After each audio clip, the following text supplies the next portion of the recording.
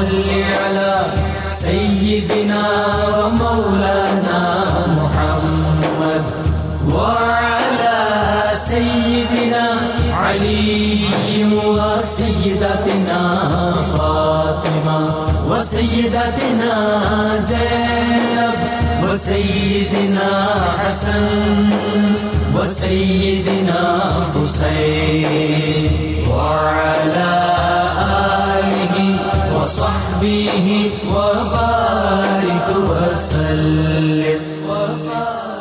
الحمدللہ رب العالمین والصلاة والسلام علی سید الانبیاء والمرسلین. اللہم صلی علی سیدنا و مولانا محمد وعلی آلہ واصحابہ وبارک وسلم وصلی علیہ. دنیا کے تمام دیکھنے والوں کو، تمام چاہنے والوں کو، تمام پیار کرنے والوں کو، اور جہاں جہاں تک اس وقت میری آواز کو سنا اور مجھے دیکھا جا رہا ہے، جنید اقبال کی جانب سے انتہائی محبت کے ساتھ السلام علیکم. ایک بار پھر ناظرین، آپ کو پر نور صبح میں صبح نور کے ساتھ میں دل کی گہرائیوں سے خوش آمدید کہتا ہوں. اور آئیے بلا توقف چلتے ہیں حضرت ابو انیس محمد برکت علی علیہ رحمہ کی تالیف اسماء النبی کریم صلی اللہ علیہ وآلہ وسلم سے رسول اللہ صلی اللہ علیہ وآلہ وسلم کا ایک اسم مبارک پڑھنے اور سننے کی سعادت حاصل کرتے ہیں. سیدنا الشارع صلی اللہ علیہ وآلہ وسلم، ہمارے سردار صاحب شریعت، درود و سلام بھیجے اللہ آپ صلی اللہ علیہ وآلہ وسلم پر، آپ صلی اللہ علیہ وآلہ وسلم کے آل پاک پر اور صحابہ کرام رضوان اللہ تعالیٰ علیہم اجمعین پر. حضرت عبداللہ ابن عمر رضی اللہ تعالیٰ عنہما سے مروی ہے کہ ایک شخص نے رسول اللہ صلی اللہ علیہ وسلم سے عرض کیا کہ یا رسول اللہ صلی اللہ علیہ وآلہ وسلم، کون سا عمل سب سے بہتر ہے؟ آپ صلی اللہ علیہ وآلہ وسلم نے فرمایا کہ اللہ کے بندوں کو کھانا کھلانا اور ہر ایک کو سلام کرنا، خواہ اس سے تمہاری جان پہچان ہے یا نہیں، یہ سب سے افضل عمل ہے. ناظرین کرام، ہمارے ساتھ آج آپ رہیں گے انشاءاللہ.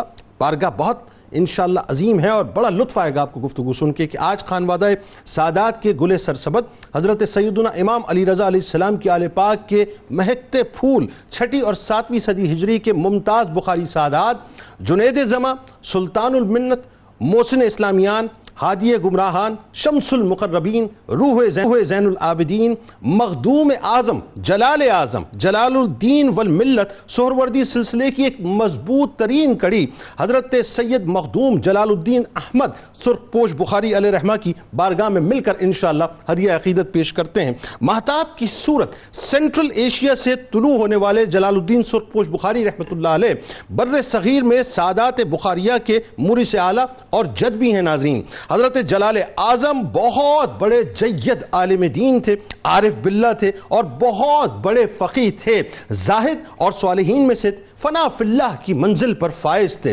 آپ خود بھی مدرس تھے ناظرین، اور آپ کے یہاں درس و تدریس کا وسیع تر سلسلہ بھی موجود تھا. آپ ایک بہت بڑے عالم، فقیہ، صالح اور صاحب کرامت بزرگ تھے.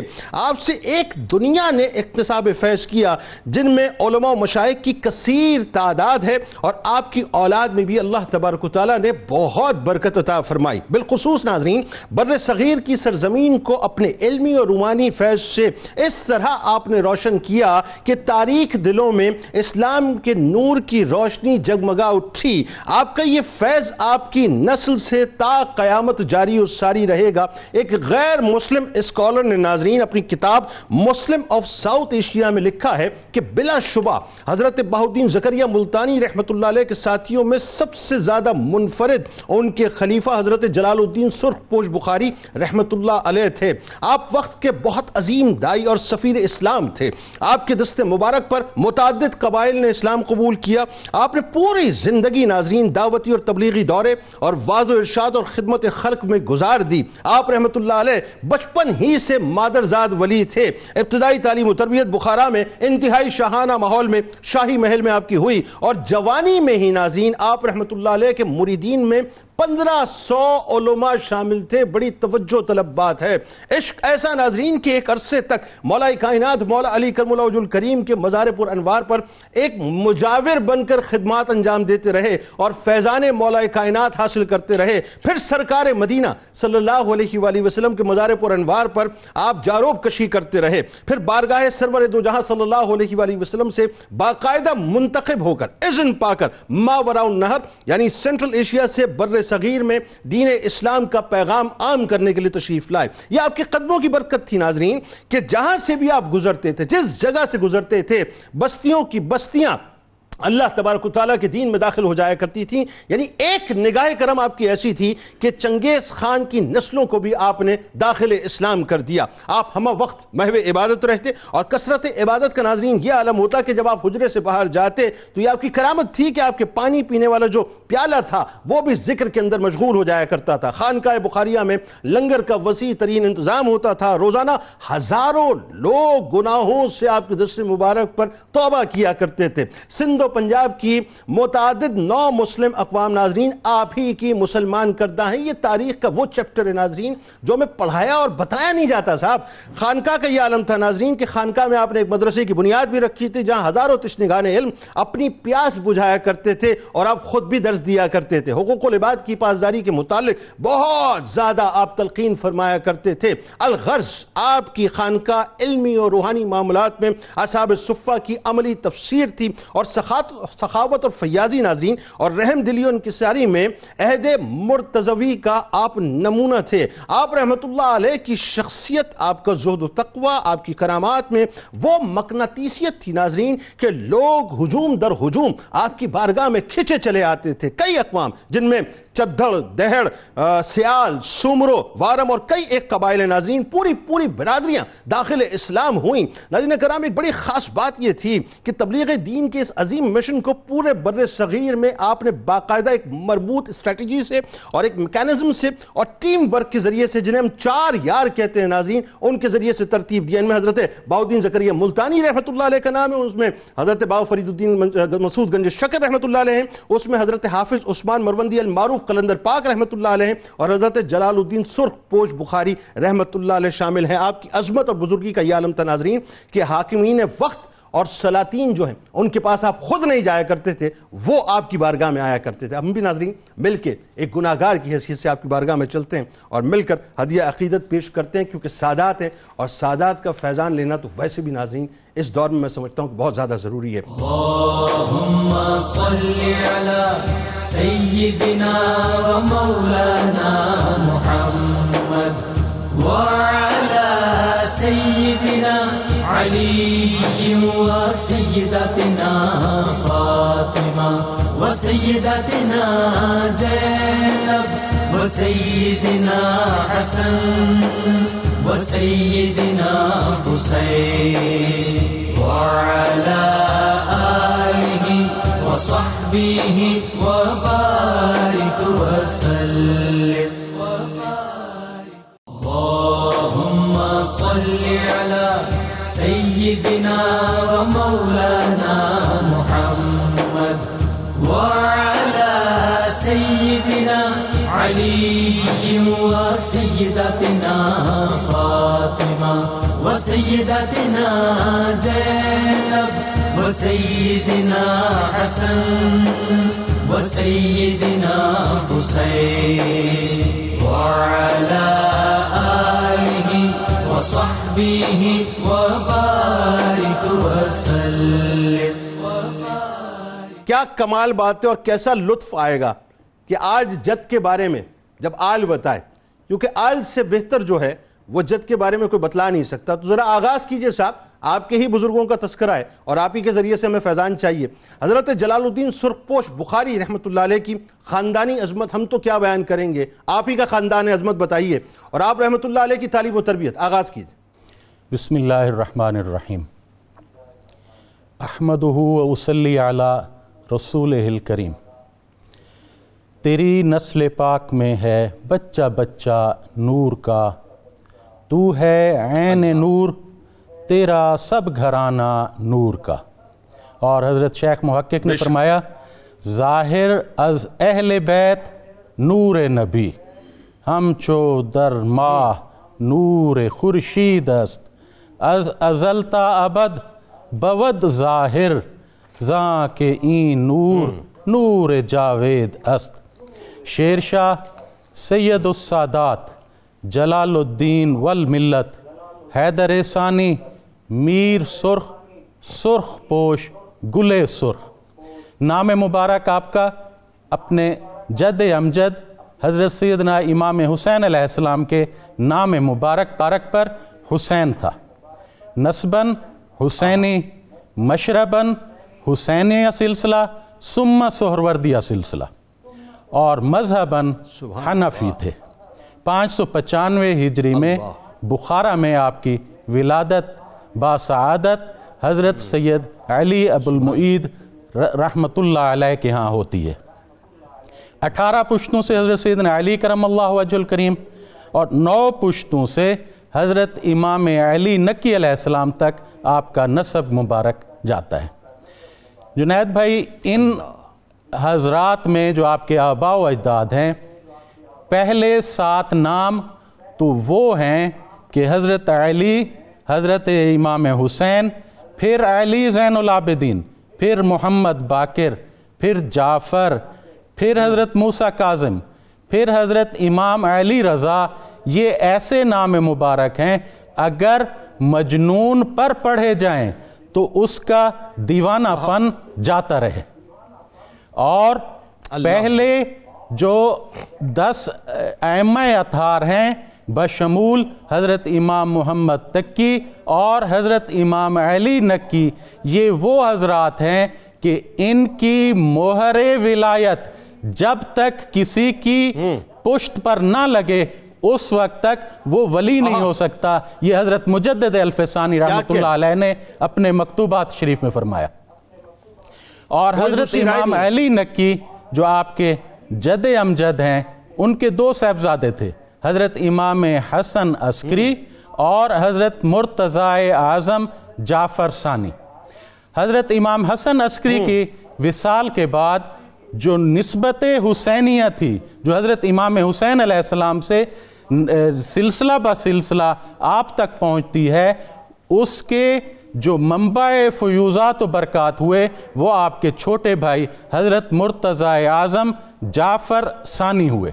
اور حضرت مرتضی جعفر ثانی یہ وہ شخصیت مبارکہ ہیں جو جد امجد حضرت جلال الدین سرخ پوش بخاری کے بھی ہیں، اور جد امجد حضرت قطب الدین بختیار کاکی رحمۃ اللہ علیہ کے بھی ہیں، اور جد امجد حضرت نظام الدین اولیاء رحمۃ اللہ علیہ کے بھی ہیں۔ اور اس کے بعد یہ سلسلہ حسینیہ نسباً آپ کے اولاد میں جاتا ہے، والد سے بیٹے، بیٹے سے پھر بیٹے، اس کی یہاں تک کہ حضرت جلال الدین سرخ پوش بخاری رحمۃ اللہ علیہ تک یہ پہنچتا ہے۔ اور لطائف اشرفیہ میں حضرت جہانگیر اشرف سمنانی فرماتے ہیں کہ حضرت سید جلال الدین سلسلہ عالیہ حسینیہ کے منبع و فیوزات و برکات حسینیہ آپ تھے۔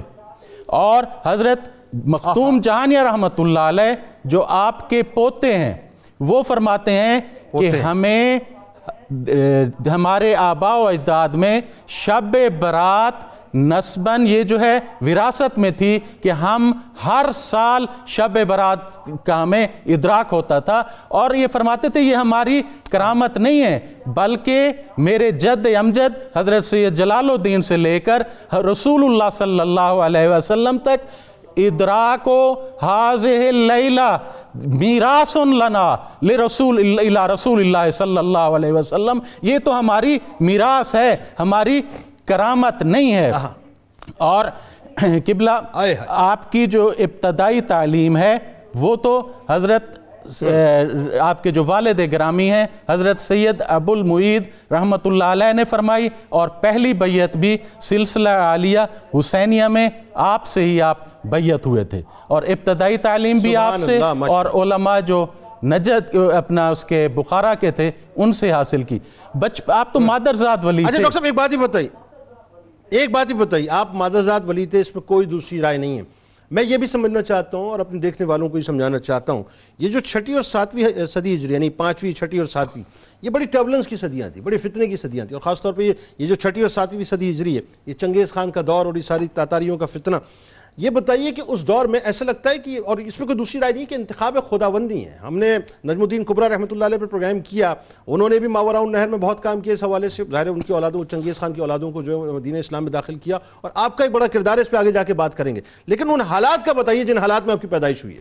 یہ جو حالات تھے یہ وہ زمانہ تھا جب سمرقند بخارا پر تاتاریوں کی جلغار شروع ہو چکی تھی، اور یہ 617 ہجری میں چنگیز خان نے بخارا کو فتح کیا، اور آپ کے والد گرامی 615 میں وصال ہو گیا تھا، اور حضرت جو ہیں اس وقت سفر پہ تھے نجو اشرف اور مدینہ منورہ اس طرف۔ 617 میں بخارا کو چنگیز خان نے فتح کیا، اور اس نے صرف شہر کی لوٹ مار پر ہی اکتفا نہیں کیا تھا، بلکہ بخارا کے باشندوں جو ہیں ان کو بھی ظلم و ستم اور زیادتی ان پر کی مساجد کو آگ لگائی گئی، کلام اللہ جو ہیں ان کو جلایا گیا۔ اس ہنگامہ خیز حالات میں جو ہے حضرت کا تبلیغ کرنا وہاں پر ممکن نہیں تھا، بلکہ کسی کا بھی اس وقت ممکن نہیں تھا، اور سب حضرات نے وہاں سے ہجرت کی تھی اس وقت۔ درست بالکل ایسے۔ اور اس میں ڈاکٹر صاحب بہت بڑا، اس پہ بات کریں گے آگے جا کے، یہ جو نقطہ ایکچولی میں اس پہ اس لیے کلام میں نے کر دیا مفتی صاحب کہ لوگوں کو ذرا سے کلیئرٹی رہے کہ یہ اللہ والے جو ہیں انہوں نے صرف خانقاہوں میں بیٹھ کے کام نہیں کیا ہے، رسم شبیری باقاعدہ ادا کی ہے، اور کیسی ادا کی ہے آگے جا کے بات کریں گے اس پہ۔ اچھا، اب وہ فیز آ گیا کہ والد نے تربیت کی ہے، ابتدائی بیعت بھی جو ہے والد نے فرمائی، اب ظاہر ہے چونکہ آپ مادرزاد ولی ہیں تو آپ کو براٹ اپ بھی اسی طرح سے ہونا ہے، اور پھر آپ کو تیار بھی اسی طرح سے کرنا ہے۔ تو ایک موقع وہ آیا کہ جہاں پر آپ رحمۃ اللہ علیہ کے والد جو ہیں وہ آپ رحمۃ اللہ علیہ کو چند تبرکات دیتے ہیں اور پھر روانہ کرتے ہیں ایک مشن کے لیے۔ میں تو اس کو مشن کہتا ہوں، کیونکہ آپ کو یوں کہیے کہ مزید جو ہے وہ اپنا چمکایا جا رہا تھا اس مشن کے لیے۔ آل تو وہی ہے، کام تو وہی لینا ہے۔ تو پھر آپ کا مولا کائنات کی بارگاہ میں جانا، سرکار علیہ السلام کے روضے پر جانا، سلیمان علیہ السلام کی بارگاہ میں جانا، دیگر انبیاء کی بارگاہ میں جانا، اور پھر واپسی میں ایک واقعہ ہوا تھا جو مطلب منگولوں کے بادشاہ کے ساتھ جو آپ کا ٹاکرا ہوا تھا چنگیز خان کے ساتھ، کیا بتائیے کیا ہوا تھا؟ بہت شکریہ جنید بھائی۔ دیکھیے، حضرت جلال الدین حیدر سرخپوش بخاری رحمۃ اللہ تعالیٰ علیہ، آپ کی ذات اور آپ جیسی دیگر ہستیاں جو آپ کے معاصرین بھی ہیں اور آپ کے متقدمین بھی ہیں، متاخرین بھی ہیں، یہ وہ ہستیاں تھیں جنہوں نے اسلام کو سینچا ہے، واہ، جنہوں نے اسلام کی بنیادیں رکھی ہیں۔ کیا بات! ان کا سفر ہو یا حضر ہو، سب کا مقصد اسلام تھا۔ ہم ان کے سفر پر بات کرنے سے قبل اگر یہ بات میں آپ کو عرض کروں، آج کے بھی سفر ہیں، ان کے بھی سفر تھے۔ آج کئی اعتبار سے سفر آسان ہو گئے ہیں، کئی اعتبار سے مشکل ہو گئے ہیں۔ ٹھیک ہے، آسان اس اعتبار سے ہیں کہ سفری سہولیات ہیں، رسک نہیں ہیں، خطرات کم ہو گئے ہیں۔ مشکل اس اعتبار سے کہ آپ کو ویزے اور قانونی پیچیدگیوں سے گزرنا پڑتا ہے۔ بالکل ٹھیک ہے۔ لیکن اس دور میں یہ ویزے کی پیچیدگیاں تو نہیں تھیں آمد و رفت کے اعتبار سے، لیکن جو کسی سمت جاتا تھا وہ اپنے تمام رشتہ داروں سے، اعزاء اقارب سے رخصت ہو کے جاتا تھا کہ پھر زندگی میں ملاقات ہوگی یا نہیں ہوگی۔ آپ کے والد گرامی کا آپ کو رخصت کرنا، یقیناً جو لفظ آپ نے استعمال فرمایا کہ ایک مشن کے لیے تھا، ایسا نہیں ہے کہ سیر کے لیے کہیں جا رہے تھے، کہیں آ رہے تھے۔ تو یہ جو آج کل کا سفر ہے، دیکھیں آج کل بہت سارے علماء اور بہت سارے لوگ، مذہبی شخصیات، وہ سفر کرتے ہیں پسماندہ علاقوں سے ترقی یافتہ علاقوں کی طرف۔ کیا اچھی بات آپ کر رہے ہیں۔ وہاں جا کے بیٹھتے ہیں، اور اس لیے کہ ان کی لاجک ہوتی ہے بھی سہولیات حاصل ہیں تو کام کریں۔ درست۔ لیکن آپ ان اکابرین کو دیکھیے، یہ جو ترقی یافتہ شہر اور علاقے ہوتے تھے ان کو چھوڑ کر ویرانوں کی طرف نکلتے تھے، پسماندہ علاقوں کی طرف جاتے تھے، پسماندہ علاقوں کی طرف نکلتے تھے۔ تو یہیں سے اندازہ کر لینا چاہیے کہ ان کے پیش نظر نہ تو دنیاوی مراعات تھیں، نہ مفادات تھے، نہ سہولیات تھیں، ان کا ایک مشن تھا۔ مشن کیا تھا؟ وہ جو اللہ اور اس کے رسول صلی اللہ علیہ وسلم کی طرف سے انہیں ذمہ داری عطا ہوئی، اور یہ تو قرآنی حکم تھا کہ سیرو فی الارض، زمین میں گھومو پھرو اور اللہ کے دین کو اور پیغام کو پہنچاؤ۔ تو آپ کے والد گرامی نے آپ کو اپنے ہاتھ سے رخصت فرمایا جب، تو وہ اسی نظریے سے رخصت فرمایا کہ جاؤ، آپ کو اللہ کے سپرد کیا اور اللہ کے دین کے سپرد کیا۔ انہوں نے آپ کو اپنی دستار مبارک عطا فرمائی، جبہ مبارک عطا فرمایا، عصا مبارک عطا فرمایا، پھر تسبیح اور مسلح پکڑایا۔ تو گویا یہی اساسہ تھا ان ہستیوں کا۔ یعنی یہ کہیے کہ حسینی سلسلے کے تھے تو حسینی رنگ دے کے ان کے جد مولا کائنات کی بارگاہ میں بھیجا، جیسے قرآن نے کہا ان اولیاءہ الا المتقون۔ تو یہ جو آج کل کچھ نادان لوگ ہمارے ان اکابرین کے تشخص کو گدلا کرنے کے لیے لفظ استعمال کر رہے ہیں، کوئی کہتا ہے بابے، کوئی ان کو کئی کرامات کے ساتھ، کوئی ایسی ان لاجیکل چیزوں کے ساتھ جوڑ کے تو ان کا پرسیپشن ڈیولپ کیا جا رہا ہے. یہ امت مسلمہ کے ساتھ ایک بہت بڑا ظلم ہے. صحیح. یہ وہ ہستیاں تھیں جو علم کا مینار تھے, جو ہدایت کا مینار تھے, جن کی زندگی کو پڑھ کے دیکھیے انہوں نے علم حاصل کیا. کیسے کیا؟ بے شک وہ مدرزاد ولی تھے جن کا ہم تذکرہ کر رہے ہیں, مگر انہوں نے مجاہدہ, ریاضت, محنت, عبادت, بندگی, دن رات, ان تمام چیزوں سے گزر کر اپنے اس مقام کو ثابت کیا ہے. لہٰذا آپ اپنے والد گرامی کے حکم سے آپ وہاں سے بخارا سے روانہ ہوتے ہیں نجف اشرف. حضرت مولا کائنات رضی اللہ تعالیٰ عنہ وکرم اللہ وجہہ الکریم آپ کی بارگاہ میں حاضر ہوتے ہیں. ایک یہ سفر بھی تھا, حصول فیض بھی تھا, اور ان کی روحانی توجہات حاصل کرنے کے لیے ضروری تھا. پھر آپ وہاں سے جاتے ہیں بیت المقدس کی طرف. وہاں مجاورت کرتے ہیں آپ, یہ دیکھیے یعنی آپ آل ہیں, سادات ہیں, اور آپ یہ دیکھیے کام کیا کرتے ہیں, آپ جھاڑو دے رہے ہیں اور خدمت بجا لا رہے ہیں. تو یہ اس سے عاجزی پیدا ہوتی تھی, شخصی فضائل اس سے پیدا ہوتے تھے, کردار, کریکٹر بلڈنگ ہوتی تھی. پھر آپ بیت المقدس جاتے ہیں. اچھا, پھر بیت المقدس سے آپ مدینہ منورت حاضر ہوتے ہیں اور آقا علیہ السلام کی بارگاہ میں حاضر رہتے ہیں. یقیناً روحانی اعتبار سے بہت کچھ پاتے ہیں, بہت کچھ حاصل کرتے ہیں. سلام کا جواب جو آیا تھا, اور ہاں پھر چونکہ وہاں کچھ لوگوں نے آپ کے سید ہونے پر سوال اٹھایا, بھئی آپ اپنے آپ کو سید کہہ رہے ہیں تو کوئی دلیل. تو اب آپ کے پاس اس وقت کوئی ڈاکومنٹس تو نہیں تھے, تو آپ نے دلیل یہی آقا علیہ السلام کی بارگاہ میں حاضر ہوئے اور عرض کی کہ یا رسول اللہ صلی اللہ علیہ وسلم اب آپ بھی میری گواہی دیجئے. تو آقا علیہ السلام کے روضہ انور سے آواز آئی اور آپ نے فرمایا کہ ہاں آپ میرے والد ہیں, میرے بیٹے ہیں, میری اہل بیت ہیں. اور وہاں بھی جاروب کشی کی آپ یہ دیکھیے, اور پھر وہ تمام سادات پھر آپ کے مطیع ہو گئے, فرمانبردار ہو گئے. تو گویا یہ اس سے یہ بھی پتا چلا کہ انہیں کرامتیں دکھانے کا شوق نہیں ہے. جب ضرورت پیدا ہوتی تھی تو پھر وہ مردان حق تھے, اس کا اظہار فرماتے تھے. اچھا آپ ذرا مختصر چونکہ پھر اب سرکار علیہ السلام نے اذن دیا, آپ پلٹے ہیں تو چنگیز خان سے ملا, کیونکہ وقت کم ہے, آگے بڑھیں. آقا علیہ السلام کے حکم سے پھر یہ حضرت سلیمان علیہ السلام کے دربار میں بھی گئے دوبارہ. پھر وہاں سے جب واپس پلٹ رہے تھے ملتان شریف کی طرف, تو راستے میں یہ چنگیز خان سے پہلے تو ماورا نہر نا, پھر وہاں سے پھر آپ نے بر صغیر پہنچا. وہاں سے پھر جب آپ ادھر تشریف لا رہے تھے تو چنگیز خان سے آمنا سامنا ہو گیا. آپ نے اسے اسلام کی دعوت دی, حالانکہ وہ کتنا بڑا جابر, ظالم حکمران, تاریخ بھری پڑی ہے. آپ نے اسے اسلام کی دعوت دی, انہوں نے آگ بگولا ہو کر آپ کو آگ میں ڈالا. اور حضرت جلال الدین سرخ پوش بخاری رحمت اللہ تعالی علیہ کی عظمت اللہ نے جو ظاہر فرمائی کہ وہ سارا گل و گلزار بن گیا. حضرت ابراہیم علیہ السلام کا فیض, نقش قدم, انہی کا فیض آپ کو حاصل ہوا اور وہ گل و گلزار بن گیا. اس واقعہ نے چنگیز خان کے ذہن پر, سوچ پر بہت گہرا اثر چھوڑا, اور اسی اثر کی وجہ سے اس نے مسلمانوں کے ساتھ نرمی کرنے کا ارادہ کیا. بالکل ٹھیک بات, آگے بڑھاتے ہیں اور اسی سلسلے کو انشاءاللہ آگے جا کے ڈسکس بھی کریں گے. لیکن ایک بات جو بڑی خاص ہے اس میں کہ سرکار مدینہ صلی اللہ علیہ وآلہ وسلم, مجھے کہنے دیجئے سوال میں بات, کہ یہ میرا وجدان کہتا ہے, میرا عشق کہتا ہے کہ سرکار علیہ السلام نے اپنی آل کو منتخب کر کے باقاعدہ ایک علاقے کے لیے ڈپیوٹ کیا. یعنی دیکھیں نا, یہ کہہ دینا بڑا آسان ہے. جب آپ بات فرما رہے ہیں کہ ایک طویل سفر ہے, ماوراء النہر سے نکل کے جانا سرکار علیہ السلام کی بارگاہ, پھر وہاں سے جو اذن پا کر دوبارہ آنا, پھر بر صغیر آنا. تو سرکار علیہ السلام کے حکم پر بخارا سے ہندوستان کا جو تبلیغ دین کا آپ کا ایک سلسلہ ہوا, وہاں پہ رخ کرنا, پھر مختلف قبائل اور برادریوں کا آپ رحمۃ اللہ علیہ کے دست حق پرست پر بیعت کرنا. میں جو تنقید کرنے والے جن کا ذکر آپ نے کیا, میں ایک جملہ سے عرض کروں کہ تنقید کرنے والوں کو اتنا سمجھ لینا چاہیے کہ آج ہم کتنی تبلیغ کرتے ہیں, ایک غیر مسلم کو مسلمان نہیں کر پاتے. یہ وہ تھے جہاں سے گزرتے تھے, برادریوں کی برادریاں جو داخل اسلام کرتے تھے. بتائیے ذرا. بسم اللہ الرحمن الرحیم. دیکھیں آپ نے شروع میں ذکر کیا نا کہ سرکار دو جہاں صلی اللہ علیہ وسلم نے اپنی آل کو منتخب کیا.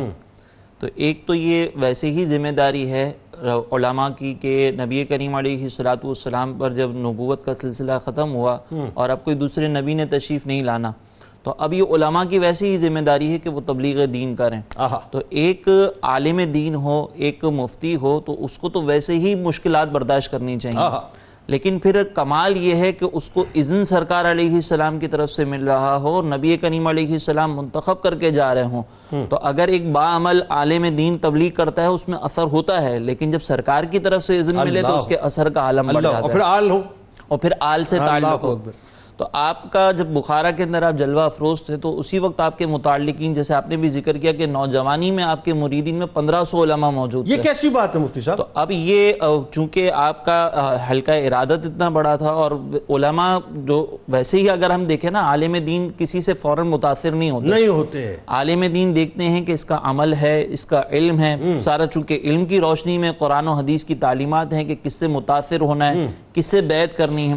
تو علماء جب کسی سے بیعت ہوتے ہیں نا تو پہلے اس کی شخصیت کو پرکھتے ہیں. واہ. اب 1500 علماء نے، پرکھنے کا پیمانہ شریعت ہے، اور شریعت ہے. اس کا مطلب یہ کہ سرخ پوش بخاری رحمۃ اللہ علیہ شریعت کے انتہائی کاربن، اتنے کامل کہ آپ کو 1500 علماء کی تائید حاصل ہے. اللہ. 1500 علماء نے، مزے کی بات ہے، ماوراء النہر کے علماء اس زمانے میں علوم و فنون، علوم و سمرقند اور یہ بخارا اور ایسی جگہیں تھیں کہ جہاں پہ زبردست قسم کی یونیورسٹیز قائم تھیں. وہاں کے علماء آپ کے صرف گواہی نہیں دے رہے، آپ کے پیروکار بن رہے ہیں. تو پیروکار ایک ہوتا ہے گواہی دے کے ساتھ چلنا، یہ ایک الگ چیز ہوتی ہے، اور ایک ہے کہ ہم آپ کے پیچھے چلیں گے، آپ ہمارے لیڈر ہیں. تو ایسی شخصیت جو بخارا میں موجود ہو، 1500 علماء جن کے مریدین ہو، پھر ویسے ہی آپ کا حلقہ ارادت. اتنے میں ایک نبی کریم علیہ الصلوۃ خواب میں آپ کو حکم ارشاد فرماتے ہیں کہ آپ نے فلاں مقام پر سفر کرنا ہے. تو جب آپ وہاں سے گزرتے ہیں تو جیسے حضرت نے فرمایا کہ جب کوئی اس دور کے اندر سفر کرتا تھا تو اپنے متعلقین سے، مریدین سے رابطہ ختم ہو جایا کرتا تھا، آخری ملاقات ہوتی تھی. تو اس وقت بخارا کی سرزمین نے یہ منظر دیکھا کہ آپ کے جتنے مریدین، متعلقین، بچے، وہ زارو قطار رو رہے تھے کہ حضرت اب ہمیں چھوڑ کر جا رہے ہیں، حضرت جا رہے ہیں. اور جب آپ روانہ ہوئے تو آپ کے ساتھ آپ کے 2 شہزادے، حضرت جعفر اور حضرت علی، سید علی، یہ آپ کے ساتھ تھے. اس وقت یہ کمسن تھے، اور ایک پیالہ جس کا آپ نے شروع میں ذکر کیا وہ بھی آپ اپنے ساتھ زادے راہ کے طور پر لے کر نکلے. جب آپ جا رہے تھے تو دوران سفر آپ ایک جنگل میں پہنچے، اور وہ جنگل میں آپ نے کچھ دیر کے لیے قیام فرمایا، کچھ دنوں کے لیے. تو وہاں پر جو آپ کے چھوٹے شہزادے تھے سید علی، ان کو بہت بھوک اور پیاس لگی. اب یہاں پر دیکھیں کہ یہ ایک ایسا عالم ہے کہ جس میں آپ پریشانی میں ہیں، حالت زار ہے.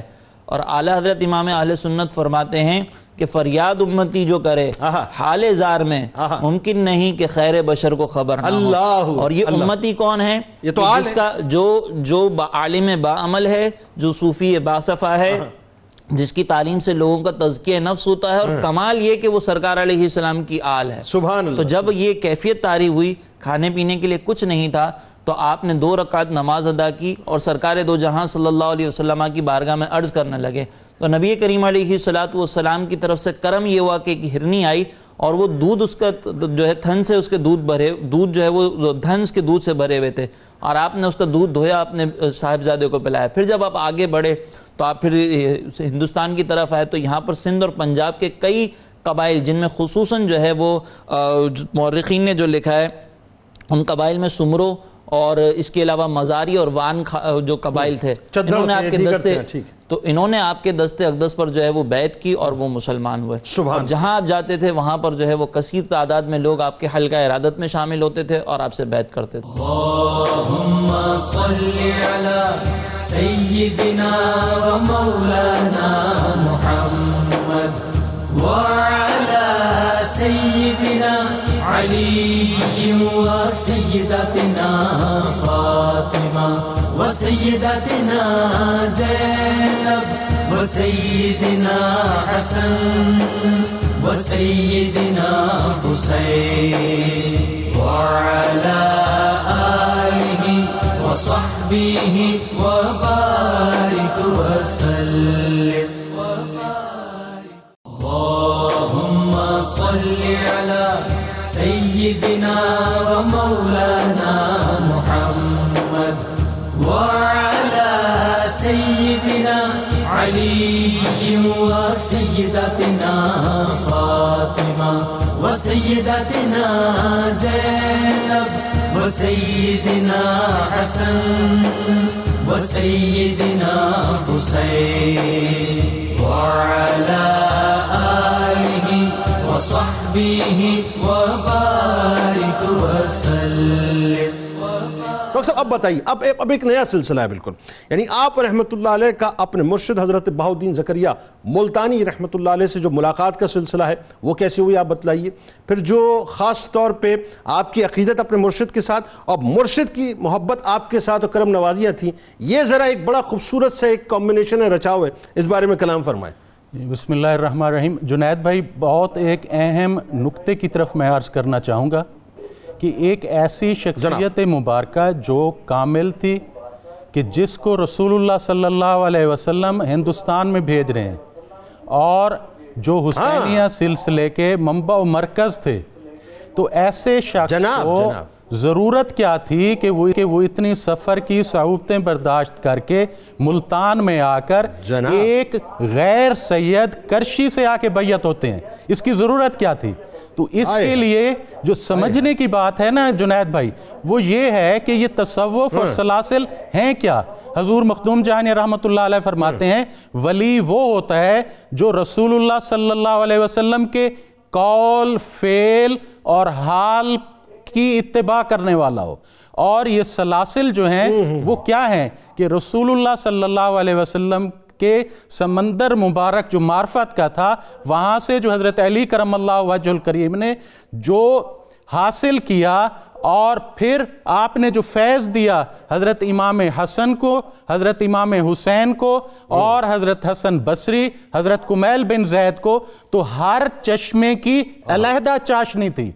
سلسلہ حسینیہ سے تو حضرت جلال الدین سرخ بخاری رحمۃ اللہ علیہ نے تمام فیوزات و برکات اپنے اجداد سے حاصل کیے، لیکن جو حضرت حسن بصری کو جو فیض گیا تھا حضرت علی کرم اللہ وجہ الکریم کا، اس چشمے کی چاشنی کو چکھنے کے لیے آپ نے یہ سفر مبارک کیا اور صعوبتیں برداشت کی، اور پھر ملتان میں آ کر 30 سال حضرت بہاؤالدین زکریا رحمۃ اللہ علیہ کی خدمت میں رہے۔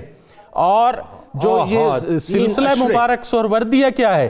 سلسلہ مبارک سہروردیہ جو حضرت حسن بصری سے ہوتا ہوا، جو 4 سلاسل میں اجمیاں، کرخیاں، سختیاں، جنیدیاں، اس کے بعد سہروردیاں، حضرت شہاب الدین سہروردی رحمۃ اللہ علیہ، جن کو فیض حضرت غوث العظم سے بھی تھا، وہ اس تمام فیوزات و برکات کو حاصل کرنے کے لیے، اور حضرت جلال الدین سرخ بخاری رحمۃ اللہ علیہ کو حضرت شہاب الدین رحمۃ اللہ علیہ سے بھی عقیدت اور محبت تھی۔ یہ وہی دور تھا، اور یہ چیز قدر مشترک تھی حضرت بہاؤالدین زکریا میں اور حضرت سید جلال الدین سرخ بخاری رحمۃ اللہ علیہ میں۔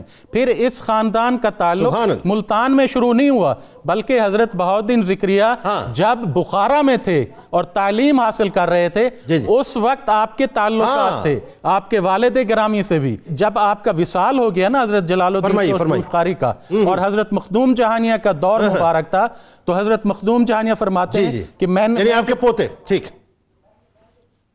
میں جو تعویذ لکھتا تھا اس میں اللہم اذہب البأس رب الناس واشف وانت شافی لا شفاء الا شفاؤک شفاء لا یغادر سقما، یہ لکھتا تھا۔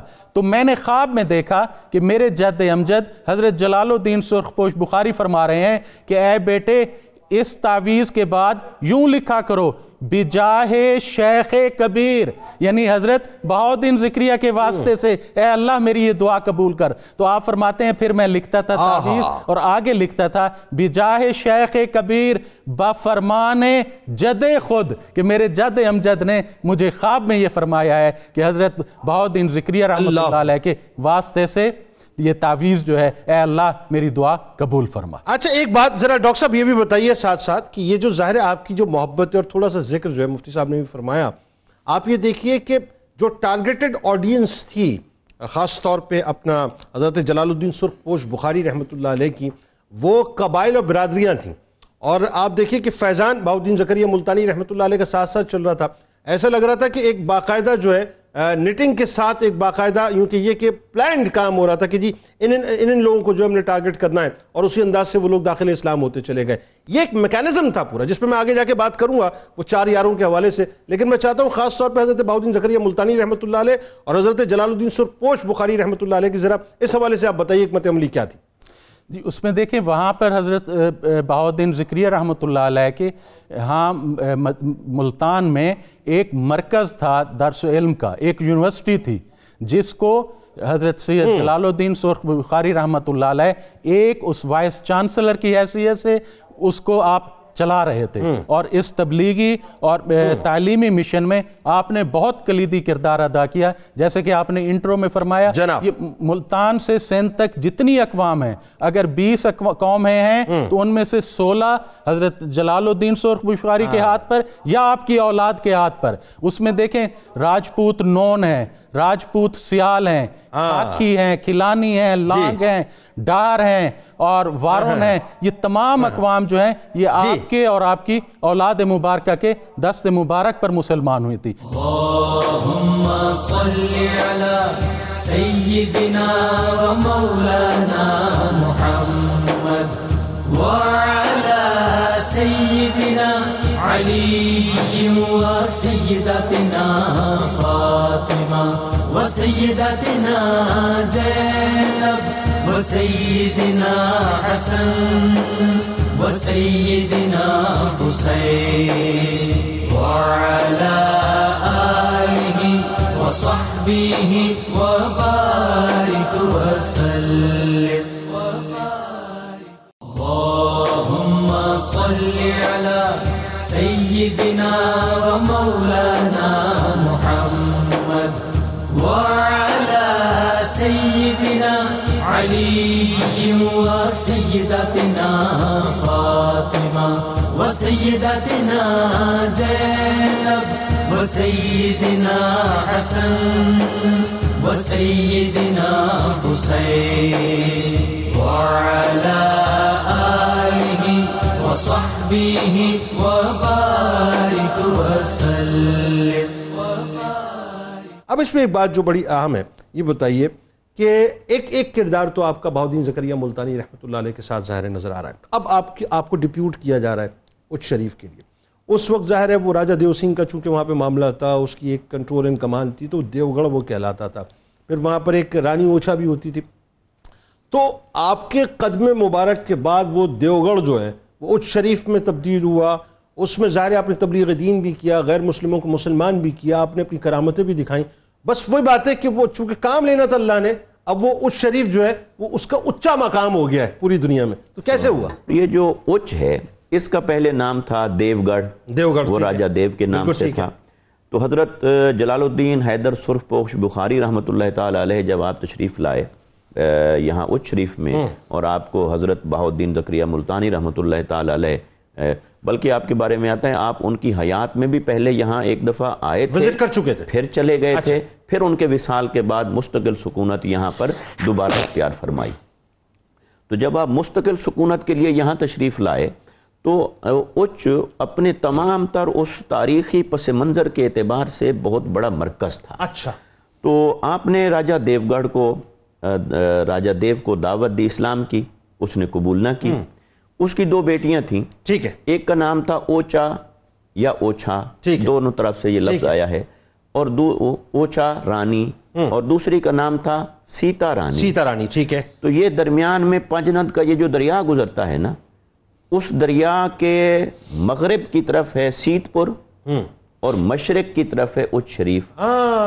تو وہ اوچا رانی کے نام پر اچ شریف بنا، ٹھیک ہے، اور سیتا رانی کے نام پر سیت پور بنا. لیکن بنا کیسے؟ داخل اسلام بنا ایسے، یہ بتائیے نا ذرا، کہ جب آپ نے اس راجہ دیو کو دعوت دی اسلام کی، اس نے قبول نہیں کیا، ٹھیک ہے، تو کچھ عرصے بعد آپ کی بیٹی نے، اس کی بیٹی نے اسلام قبول کر لیا. ٹھیک ہے. تو جب اس کی بیٹی نے اسلام قبول کیا تو یہاں پر پہنچ کر دیکھیے کہ اسلام میں کتنی وسعت ہے، غلام فاطمہ نام رکھا تھا، دوسرے مذاہب کے لوگوں کے لیے کتنی اکرام ہے، کتنی ریسپیکٹ ہے، کتنی جگہ ہے، کتنی وسعت ہے.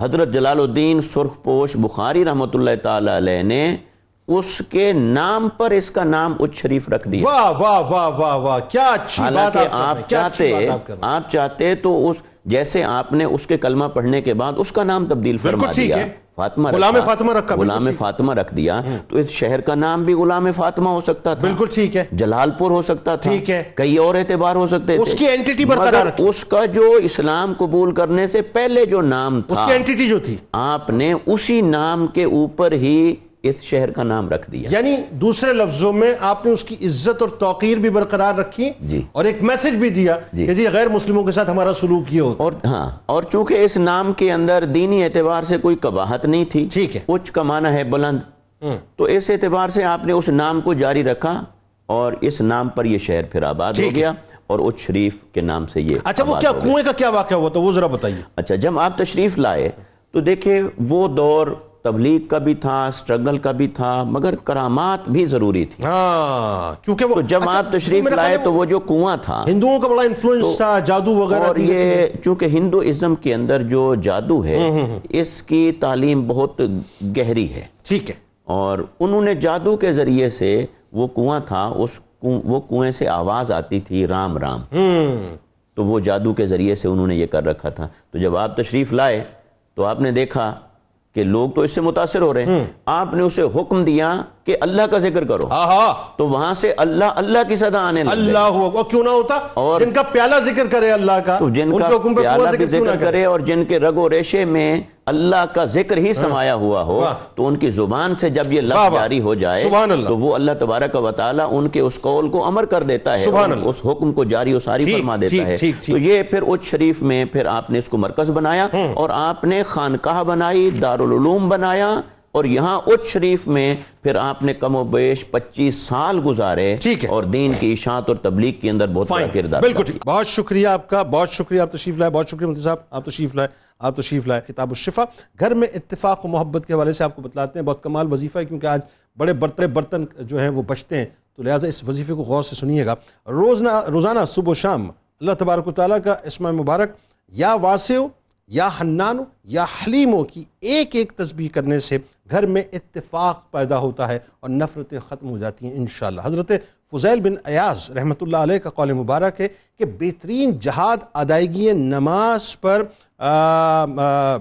اختیار کرنا ہے، یعنی بنیادی طور پر وقت پر ادا کرنا ہے. اللہم صلی علی سیدنا و مولانا محمد وعلی سیدنا علی و سیدتنا فاطمہ و سیدتنا زینب و سیدنا حسن و سیدنا حسین وعلی آلہ و صحبہ و بارک وسلم.